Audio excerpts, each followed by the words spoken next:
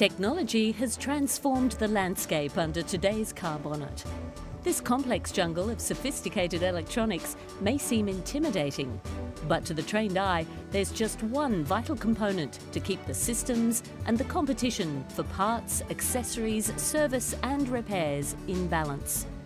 That component is information. Free-flowing, accurate technical data, which is critical to keeping this country's vehicle fleet safe, clean and efficient.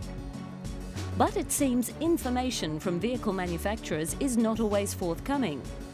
Some make it easy for independent aftermarket businesses to access vital technical manuals, update bulletins, software patches and equipment. Many vehicle manufacturers do not make it easy. So the technology playing field isn't level, and in the future customers will have less choice about who carries out their repairs and which parts are used. Australia's got 15 million vehicles out there now and it's growing, and in terms of the consumer, this right of access to information will enable them to get cheaper servicing and lower the cost of servicing these vehicles. Every year, Australia's 15 million vehicle owners spend a staggering $8 billion on parts and services. And what concerns the independent parts service and repair industry is that much of this cost could be higher than it should be. If vehicle parts, service and repairs are too costly, motorists may not be able to afford to keep their vehicles in safe, fuel-efficient, environmentally sound, roadworthy condition.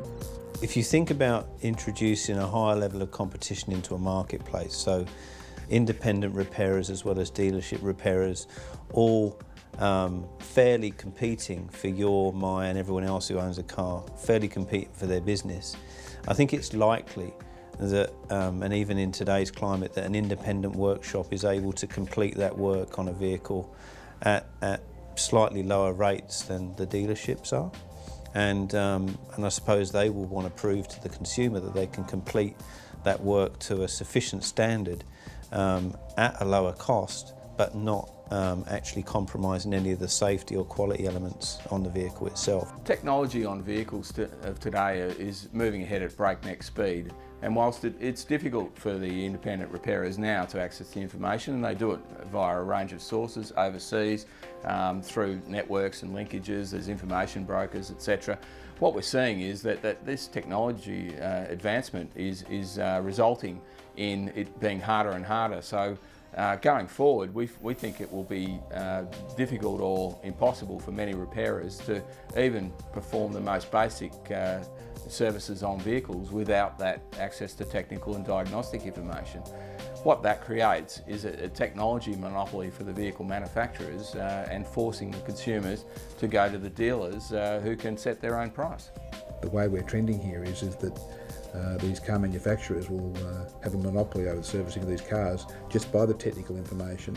And even though the Trade Practices Act says that we can service the cars as long as we follow the manuals and guidelines as set by the manufacturer, it will be irrelevant because we can't get access to what the actual manufacturer wants us to do to those cars.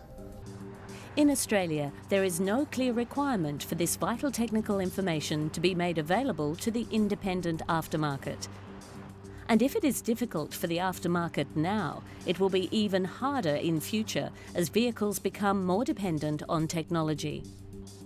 This means the motoring public will pay the price if there is increasingly less competition between independent aftermarket parts suppliers and workshops and the vehicle makers' dealer networks.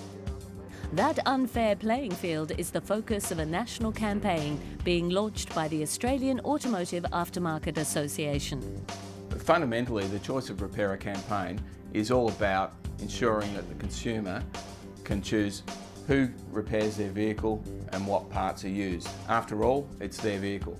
I think the choice of repair is fundamentally about an individual's choice to have work completed on their car where they choose to have work completed on their car, and as long as the work being completed is of the right standard using the right parts. That's really, I think, the essence of the Choice to Repair campaign. The clear aim of the Choice of Repairer campaign is to eliminate technical or legal barriers that limit the consumer's basic right to choose who services their vehicle and which parts are used. The campaign is modelled on similar successful initiatives in the USA and Europe and will initially involve engaging key industry and consumer groups in the issue. Stage 2 will see a major awareness campaign targeting consumers, the industry and regulators.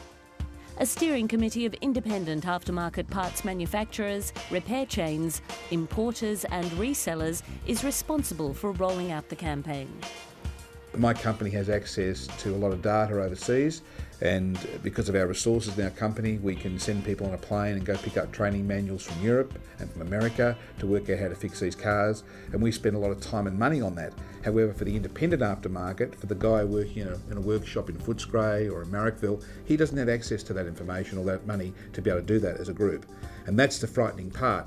And whilst my company with its 250 stores can afford to support that network and do all that, the independent guy can't. Choice of repairer is an issue that is especially relevant in regional centres and when vehicles age past their statutory warranty period. The campaign will also address the growing practice of dealers signing customers to so-called extended warranties, which have restrictive provisions and tie customers to long-term service schedules with the dealer.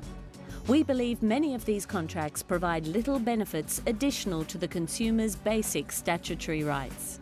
The AAAA is very clear on the point about servicing vehicles and their impact on warranty. They've publicly stated that if you repair a vehicle in accordance with the manufacturer's specifications, using qualified technicians and parts that are fit for purpose, then regardless of the repairer that you choose, your new car statutory warranty will not be impacted at all. It's estimated that over a 10-year period, a vehicle will require service and repairs equalling 1.5 times the original purchase price. Without effective competition, that multiple may be much higher in the future. The Choice of Repairer initiative will fight for fair competition in the parts, accessories and repair market in Australia, and is the first step in giving real freedom of choice back to the customer. It's critical for the aftermarket, it's critical for the consumer, it's critical for competition, and I can see the warning signs mounting on the horizon there, and it's starting to mount, it's starting to occur, and I'm very fearful of the ramifications of what I see in the future for that market. Choice of Repairer campaign is all about making sure that there are no technical or legal impediments to free and open competition.